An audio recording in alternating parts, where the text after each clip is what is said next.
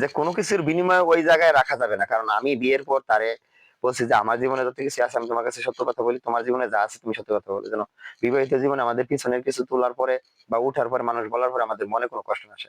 আল্লাহর কসম, সে আমার কাছে সবকিছু সত্য কথা বলছে। সে এমন বলছে, আমি স্কুলে যাইতাম, অনেক দুষ্টুমি করতাম, 8-10টা ছেলের সাথে মোটামুটি প্রাথমিক রিলেশন হয়েছে, কারোর সাথে ফিজিক্যাল করি নাই, হাতাহাতি কিস অতটুকু করি। একদিন রাস্তা দিয়ে যাওয়ার পথে জঙ্গলের সাইডে যাইতেছি, কিছু ছেলে বসে নেশা করতেছে আমার বাড়ির পাশে যে একটা জঙ্গল, এনে হ্যাঁ আমার জোর জবরদস্তি করে পোলাপানতে ধরে জঙ্গলের দিকে নিয়ে গেছে। পরে যাও চেঁচামেচি করছি, মানুষ দিকে আমার ছেড়ে দিচ্ছি, যতটুকু যায় এই আর কি, তবে ফিজিক্যাল কিছু করতে পারে না। সব বলছে আমার সাথে, আমি মাইনে নিছি, অ্যাকসেপ্ট করছি। কিন্তু আমি তারে বলছি, দেখ সময় দেখা মারিয়া যায়, এমন কিছু করো না যেটা এখন বিবাহিত জীবনে যায় আমি যদি শুনি কষ্ট পাই বা আমাদের মধ্যে ছাড়াছাড়ি হয়ে যায়। তোমার যদি কোনো সমস্যা হয়, আমার বিদেশ থাকতে বা আমি বিদেশ যাওয়ার সময় তাকে বলছি যে আমি বিদেশ গেলে তোমার সমস্যা হইলে আমি বিদেশ যাবো না। না, সে তার সর্বোচ্চ দিয়ে বলছে যে আমার এই সতীত্ব কোনোদিন নষ্ট হবে না, তুমি যাইতে পারো, বিশ্বাস করতে পারো। আমি গেছি, কিন্তু যাওয়ার পরে সেই ধরনের একবার অ্যাডিক্টেড হয়ে যাবো ছেলেদের প্রতি।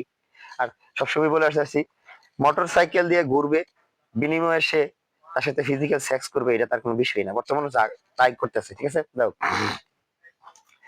পরবর্তী সময়ে সে ওই জায়গায় যেহেতু চলে গেছে তার বাবার বাড়িতে, পরে আমি বলছি কি, ঠিক আছে তোমার ওই জায়গায় থাকতে হইব না, আমার বাড়ির পাশে একবার ঘরের পাশে আমার এক জায়গা তো মারা গেছে, তার ওয়াইফ, তার একটা মেয়ে ইউনিভার্সিটি ধরে একা থাকে, বিল্ডিং বাড়ি, গেট সেট আছে, তুমি এনে একটা রুম নিয়ে থাকো।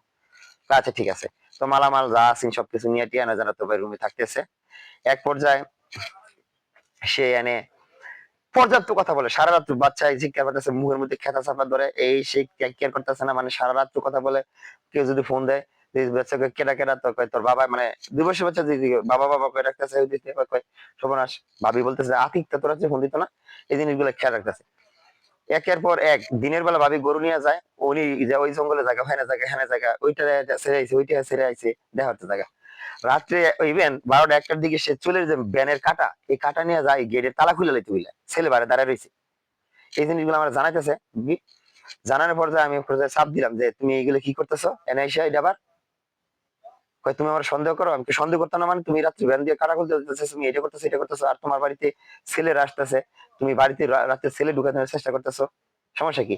পরে এক পর্যায়ে জানতে পারি যে তার মামাতো বোনের স্বামী, আমাদের ভুবনেশ্বর বাড়ি, নাম তুষার, মাতাক মাস্টারের ছেলে, তার মামাতো বোন যে বিয়ে করছে, তার স্বামী আর কি অস্বামী। তো তাদের বিয়ে হওয়ার পরে ওই মেয়ে হয়তো অন্য জায়গায় রিলেশন ছিল, 20-25 দিন তার সাথে ফিজিক্যাল রিলেশনে যায় নাই। ওইটা বোঝানোর জন্য মারিয়ার মা বা মারিয়া দু একদিন তাদের বাড়িতে গেছে, ওই পর্যায়ে ওই ছেলের সাথে মানে তার টুকটাক কথা ছেলেটায় বাউনিটাছে ফিজিক্যাল রিলেশন করার জন্য। ঠিক আছে, পরে আমি তার মা আর তার খালা যে দুর্গাপুরে আমার বাড়িতে আসছে ওইখানে, তাদেরকে আমি খুলে বলছি, দেখেন আপনার মেয়ে কিন্তু তার সাথে অতিরিক্ত কথা বলতেছে, তার একবার নিষেধ করে দেন এদিকে যোগাযোগ রাখতে, কারণ এই ছেলেটা ভালো না। আরো 2-1টা সংসার ভাঙছে, 2-1 জায়গা থেকে পুলিশে ধরে নিছে, বিয়ে করছে দেখি কি হয়েছে, আমি চাই না তার সাথে কথা বলুক। তারা জিজ্ঞেস করতে পারে ওই সময় ফোনের মধ্যে লাইনে বলছে, কয় হুম তোমরা যা কিছু তাই কও, এটা কি কইতেছে না কইতেছে আনতেছে, এটা হাসা না, কয়ে গাড়তে মেরে গেছে, তারা চলে গেছে। পরবর্তী সময়ে মাস খানেক গেছে পরে আমি টোটাল যে জিনিসটা জানতে পারি যে ওই তুষার নারায়ণপুর বাজার থেকে ফুচকা কিনা, ফুচকার প্যাকেটের ভিতরে কন্ডম, ফেমিকন এগুলা বুঝাইছে যে এটা আমি বাড়ির জন্য একবার নিছি, মারিয়ার জন্য মারিয়ারে দিয়া গেছে। তো হ্যাঁ, চলে যাওয়ার পর রাত্রে ইস, আমি তো তোমার নাম যে মেসেজ গুলো পাইছি আর কি, তোমার তো কন্ডোমের প্যাকেট আর কি ইয়ার রাখে হইতে বসি, এখন আমি কেমন।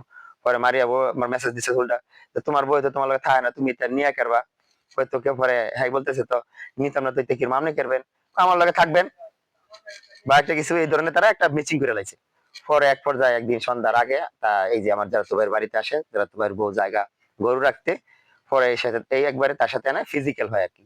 সে আমার যে বর্ণনাটা দেয়, প্রথমে আসে, আসার পরে তার বুকের মধ্যে হাত রাখে বা একটা কিছু, সে এমন কি বলছে, তার পুরো কাপড় পরে না ড্রেসিং টেবিলের সামনে দাঁড়ায়া উপর হয়ে আর কি, পরে কাজটা প্রথম কাজটাই শেষ করে। যাও এই পর্যায়ে এখন থেকে শুধু কি করছে আমার কাছে যদি প্রমাণ না হইলাইতে পারি, আমি সাজার আসামি হন, এখন শুধু এগুলোই বলতে থাকি ইনশাআল্লাহ।